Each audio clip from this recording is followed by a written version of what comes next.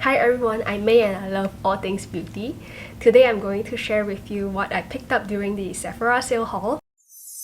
And since the sale is still running up till November 10th, I figured it'll be a good chance for me to share what I got and hopefully you'll get some inspiration on what to buy as well. The first thing that I got is this set from Rouge. It's called the Glaze Trio set. It contains a mini of the glazing milk, which is super viral, and a lip treatment and a lip tint. So the glazing milk is actually very similar to the Laneige Cream Skin, like the original Laneige Cream Skin, if you are familiar with what I'm talking about. It has some body to it, so it's quite fluid, but yet at the same time it's very hydrating. My benchmark is actually the Fenty Skin Fat Water, which I like a lot, and I probably talked about this in my channel before. So if the glazing milk is better than that, I'll keep you updated. It also contains a lip treatment in the scent Strawberry Glaze, which I'm not going to open it because I probably want to gift it to one of my friends. And then it also comes with the peptide lip tint in the shade Jelly Bean. It's not actually very tinted because Jelly Bean is like a very light pink color with some shimmers. Next, I want to talk about two of these. Both are from Natasha Denona. This is their High Glam Foundation and this is their High Glam Concealer. I picked up both in the shade N2, which I think it's quite nice on my skin given that I did not do any swatches in store.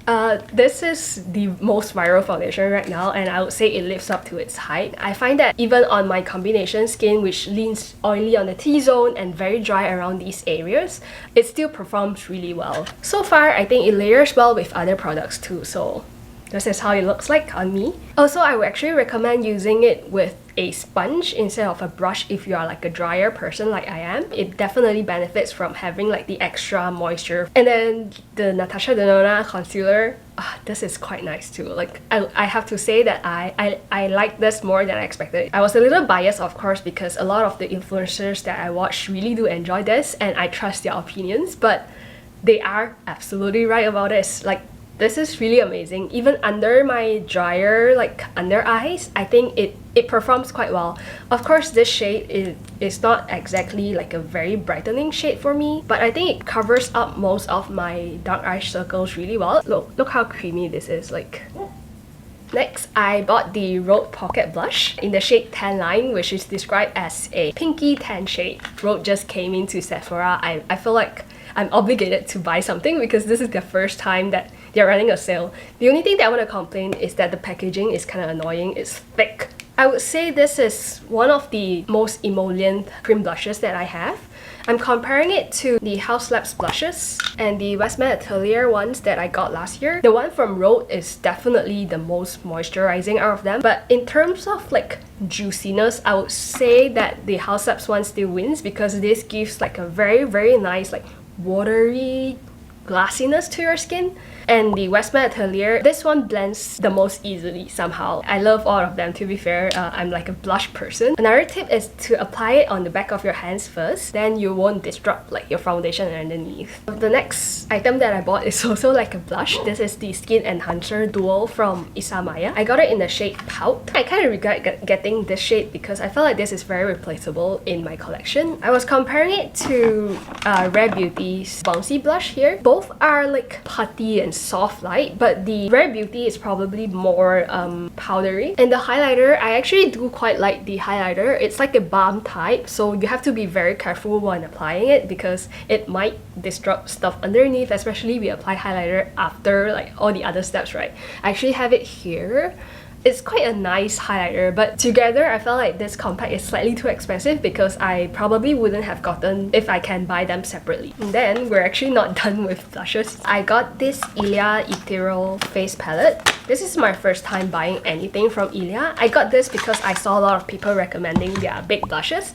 This is a very cute palette, but because I have nails on, I find that it's very difficult for me to open this. So I used the end of a tweezer to like pry it open. I think this is a very good alternative to the Hourglass palette minus the veil powder, like the finishing powders, which I don't think any brand will be able to do that. It comes with two blushes and a bronzer and a highlighter. I would say the highlighter is just middle of the way. It's not the best highlighter in the world. I have it here a little bit and a little bit on the middle of my nose. And then the bronzer, I'm not a fan of bronzers. I actually do prefer using contours more, but these two blushes, I do like them, especially this one, Peachy Light Blush. I love this a lot. I feel like it layers very well with other blushes. It gives you a very beautiful sheen, but yet at the same time, it's not going to disrupt anything underneath. I recommend getting an individual one if you don't want the whole palette, but if you're trying to look for like an alternative to the Hourglass palette, I would say try this. It's actually quite reasonable. Next, I got this Tower 28 Make Waves mascara set. This comes in two shades, the black and the brown shade, Jet and Drift. Honestly, I don't like it as much. Because I have very sparse lashes, this actually weighs my lashes down. I actually do prefer like the Asian mascaras, primers that we got because those are more separating and it's not as heavy. Okay, lastly, got the Easy Bake Duo from Huda Beauty. This is amazing. It blurs out everything on my skin, but yet it's not drying at all. I actually used the pink color on this side and the peach color on this side because this is quite special. They have like two shades in the same compartment, but the trade-off is that you get lesser product in total compared to like a regular size one, and you don't get the very nice mesh in the middle. I don't mind it. I actually do like this compartment, this twisty thing which lets you pick which side you want to use, or you can mix them together. I think it's very nice, and I can never finish my powders anyways. On my drier skin, it doesn't crack. It lays really well, and it works well with like a powder puff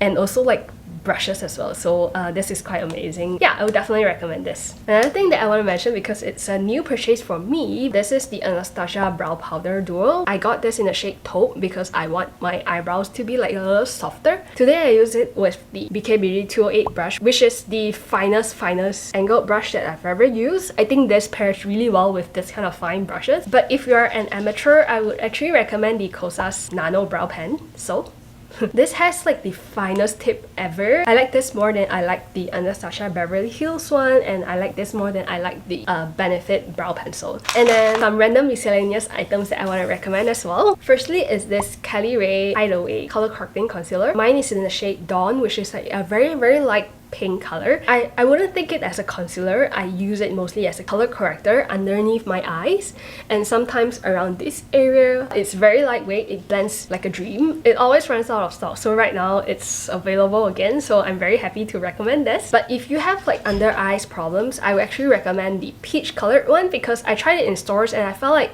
that color is kind of perfect for like the under eyes. Then I want to recommend the Bisou balms. I have this in the shade Callison and Batiste. Both shades are very nice. I actually use both of them layered on my lips today. How do you like it? It gives you like a very nice matte lip look, but it's not drying at all. Especially the shade Callison. Even if I don't have makeup on, I can easily wear this and just go to town with it. They are like a new brand in Sephora, but everything that they've launched has been received very well. I have the Lip Nectar, which is like a lip tint, and then I have the Bisou Jelly, which is moisturizing jelly balm with like a core in the middle. And I would recommend the One Size setting spray as well. Your makeup stays on the whole day with these. I actually do like the nozzle from the sunscreen version one more. It's finer, right?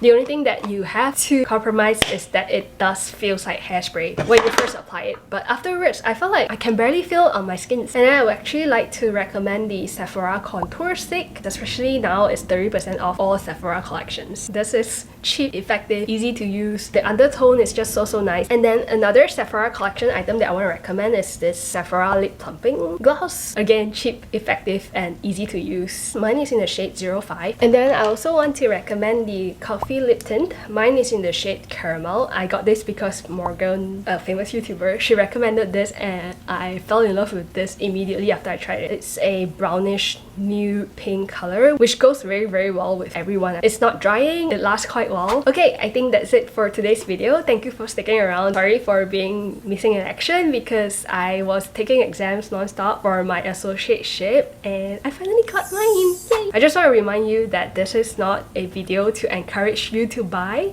It's just sharing my love for beauty. So thank you again for watching. I'll see you guys in the next one soon. Bye bye!